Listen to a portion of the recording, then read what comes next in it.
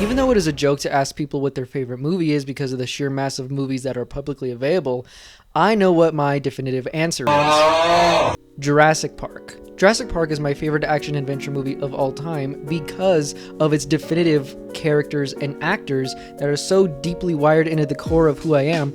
I would be less of an individual had I never seen the movie. Because of characters like Malcolm, Grant, Sattler, or Hammond, I wouldn't be as inquisitive, investigative, protective, or inventive as I am today. I know it's a hyperbolic statement, but this is the one movie that sparked my fascination with dinosaurs, movies, writing, and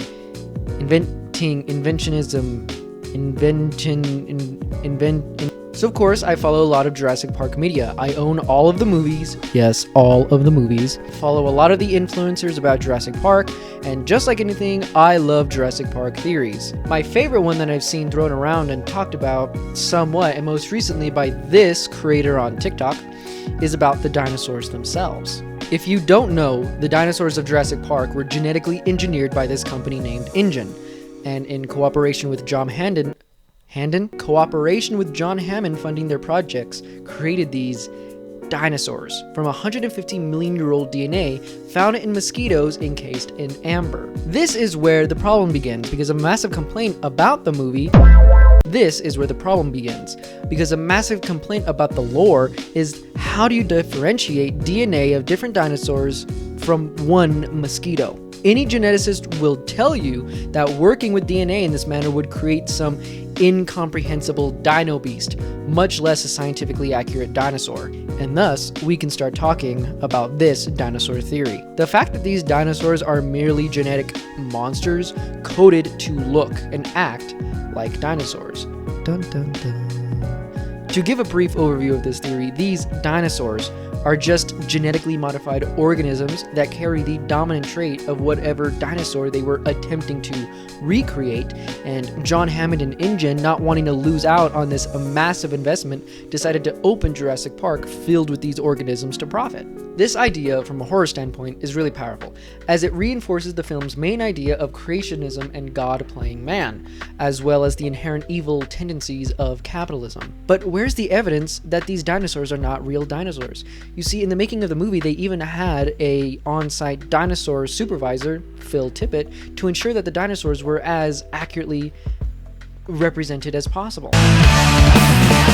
And it was accurate for 1993, when the movie came out.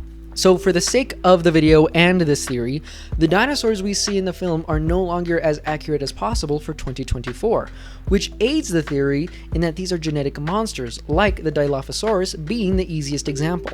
So these dinosaurs are not dinosaurs. They're simply falsifications of what they think real dinosaurs would look and sound like if they were still alive.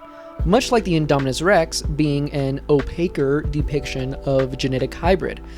These dinosaurs were always hybrids, toads, reptiles, etc.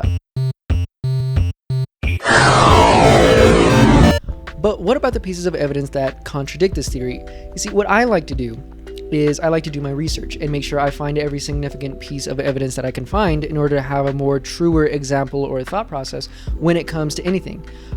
Except for, in this case, where it's pretty open and shut. One of those moments where the only thing that wouldn't make this theory true is choosing not to believe it. The only thing that contradicts this is Hammond's speech about the flea circus, and Ellie Sattler telling him that this will always be the flea circus.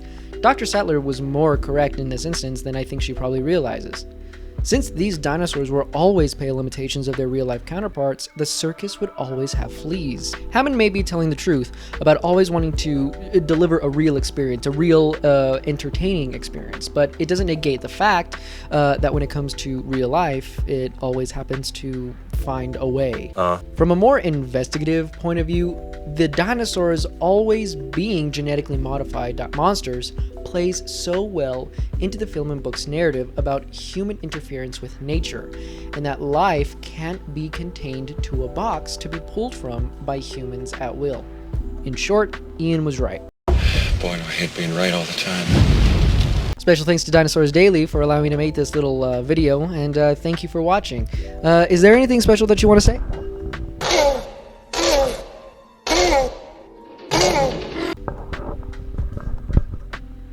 All right, folks, that's all for today. I just want to say thank you so much for watching. Another special thanks to Daily Dinosaurs. Good night and sleep well, and I hope to see you again.